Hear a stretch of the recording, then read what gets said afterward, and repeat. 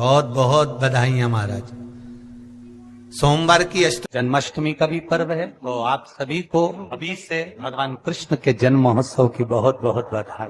हमारे लड्डू गोपाल कल्लू जी महाराज साल में एक बार उनके स्नान का हम लोग रखते हैं। तो कल रात्रि को 8 बजे से 9 बजे तक हमारे यूट्यूब चैनल पर, फेसबुक पर आप लोग लाइव ठाकुर जी के 1 घंटे का 8 बजे से 9 बजे तक स्नान का दर्शन रात्रि को कर सकेंगे। मोबाइल पर आप लोग आराम से अपने यूट्यूब फेसबुक पर ठाकुर जी के सुंदर स्नान का दर्शन, जो साल में एक बार का हम लोग करते हैं, उसका दर्शन आप कर सकते। एक पात्र में जल और दूध ले लीजिए। तो कहोगे गुरुजी ये कथा कहां से निकाल के लाए हो? तो विष्णु पुराण में से आप उसको स्मरण कर सकते हो। काय में से? विष्णु पुराण में से। एक पात्र में देसी गाय का दूध, जल उसमें रखकर, और आपके यहाँ अगर लड्डू गोपाल हो, यदि आपके घर में ठाकुर जी हो, लड्डू गोपाल हो, विष्णु जी का कोई स्वरूप हो, श्री हरि का कोई स्वरूप हो, तो उस पर आप संध्या के समय पर दुर्वा डालकर, उस दुर्वा से अगर लक्ष्मी जी के नामों का 108 बार उच्चारण कर कर, घी का दिया लगाकर, कैसर के चावल साथ में रखकर केवल उस जल का और दूध का मात्र छींटा देते हो, तो उसके घर में कभी लक्ष्मी की कमी नहीं आ सकती, संपदा बढ़ती चली जाती है। 108 बार लक्ष्मी के नाम का मात्र उच्चारण कर लेने पर भगवान विष्णु के चरणारविंद पर, भगवान विष्णु के चरणों पर केवल उस दुर्वा का, जल का, दूध का सिंचन कर देने से भी लक्ष्मी की वृद्धि होती है। आपके घर में छोटे से ठाकुर जी हैं, आपके घर में छोटा सा कन्हैया है, और छोटे से कन्हैया जो पुराने समय का है, उसको नेत्र भी लगाने की जरूरत नहीं है, क्योंकि उसके नेत्र हैं। और मान लो तुमने इतना बड़ा कन्हैया ले लिया, तो अरे बोलो तो जम के जरा, और उसका कोई एक नेत्र कहीं गिर गया, एक नेत्र कहीं चले गया, तो फिर दूसरा नेत्र लगाना पड़ेगा कि नहीं लगाना पड़ेगा? और अगर एक नेत्र पर रखोगे तो अच्छा लगेंगे कि ठाकुर जी? नहीं। तो नेत्र होना, जितनी बड़ी मूर्ति होती है, जितना बड़ा स्वरूप होता है, जितना बड़ा शिवलिंग होता है, जितनी बड़ी मूर्ति की स्थापना होती है, उतनी उसमें सेवा की और भाव की जरूरत पड़ती है। भगवान विष्णु ने जाते हुए शिव बाबा को देखा। शंकर भगवान से, भगवान नारायण ने कहा आप कुछ कहेंगे नहीं? भगवान शंकर कहते हैं नारायण चिंता मत करो, ये बद्रिकाश्रम में जो आएगा चने की दाल चढ़ा कर जाएगा, चने की दाल को मंदिर के पीछे बैठकर ओम नमः शिवाय बोलकर जो नारायण को समर्पित करेगा, उसके मनवांचित फल को मैं 3 महीने में पूरा कर दूंगा, उसके मन की कामना को मैं 3 माह में पूर्ण कर दूंगा। आज भी नियम है, चने की दाल को लेकर जाते हैं, बद्रिकाश्रम के मंदिर के पीछे बैठकर चने की दाल को लेकर ओम नमः शिवाय का जाप करते हैं। 7 बार ओम नमः शिवाय बोलकर चने की दाल वापस घूमकर भगवान विष्णु को समर्पित करी जाती है, तो 3 महीने में मनोकामना पूरी हो जाती है। भगवान की मूर्ति जितनी छोटी होगी उतना सुख देती है, जितनी बड़ी हो जाएगी उतने लाड़ की जरूरत पड़ जाएगी, उतने लाड़ की जरूरत।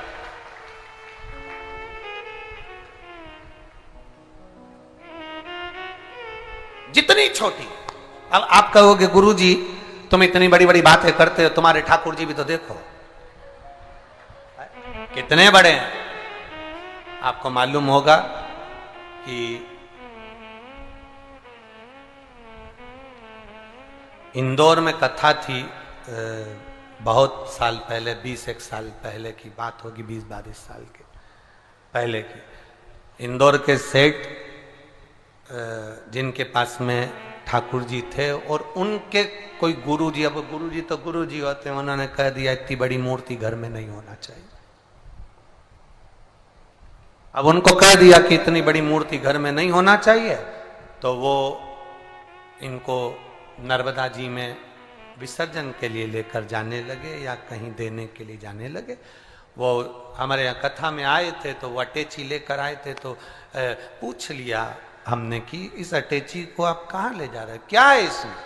उन्होंने कहा इसमें लड्डू गोपाल हैं ठाकुर जी। हमने कहा कहाँ ले जा रहे हैं? हमारे गुरु जी ने कहा इतनी बड़ी मूर्ति घर में रहती है ना, तो तकलीफ होती, इसलिए हम इनको नदी में, नर्मदा जी में छोड़ने के लिए या आश्रम पर किसी के यहाँ देने के लिए जा रहे हैं। तो हमने कह दिया लाडला है, कहाँ इसको नर्मदा के जल में आप छोड़ोगे, हमको दे दो, हमारे साथ कथा में चलता रहे, आनंद से श्रवण करता रहे, भक्ति करता रहे। और क्या चीज लाडला है वो, उसका नाम हमने कल्लू रखा,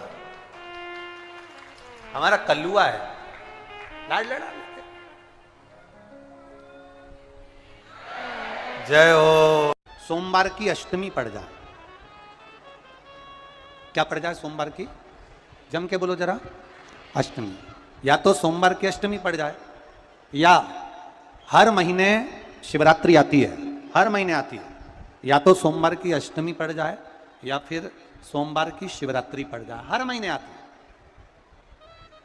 प्रयास करना, कहीं से देसी गाय का दूध मिल जाए, थोड़ा सा दूध देसी गाय का मिल जाए, थोड़ा सा दूध देसी गाय का, थोड़ा सा दूध अगर प्राप्त हो जाए, बेलपत्री के पत्ते से दूध कटोरी में लेकर, मात्र बेलपत्री के पत्ते से एक एक बूंद, अगर दूध आप एक बूंद अगर ज्यादा ना मिला हो, एक चम्मच भी अगर आपको दूध देसी गाय का मिल गया हो, और सोमवार की अष्टमी पड़ जाए या सोमवार की, जम के बोलो, शिवरात्रि पड़ जाए, उसमें केवल अगर देसी गाय का दूध मिल जाए, जर्सी गाय का नहीं हो, देसी गाय का अगर दूध मिल जाए, बेलपत्री के पत्ते से, तुम्हारे घर के अंदर अगर शिवलिंग है या मंदिर में शिवलिंग है या तुम्हारे नजदीक में कोई शिवलिंग है, उस पर बूंद बूंद, एक एक बूंद अगर शिवलिंग पर दूध समर्पित कर रहे हो, श्री शिवाय नमस्तुभ्यम, नमः शिवाय, या षडाक्षर मंत्र ओम नमः शिवाय, या 33 अक्षर का मंत्र महामृत्युंजय मंत्र, इसका स्मरण कर कर शिव जी पर देसी गाय का दूध समर्पित कर कर इस बेलपत्री को अशोक सुंदरी वाली जगह पर अगर आप समर्पित कर देते हैं, फिर आप जिस भी चीज के लिए अप्लाई करें, मेरा देवाधिदेव महादेव आपका हाथ पकड़कर खींचकर आगे बढ़ा ही दे।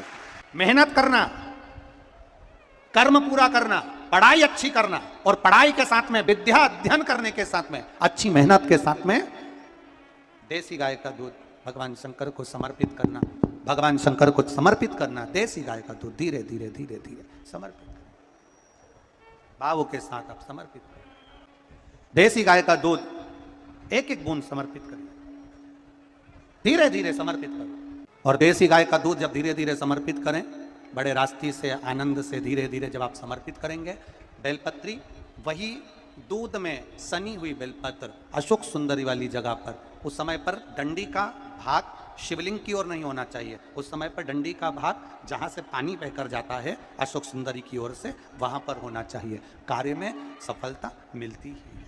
शिव तत्व को धारण करें।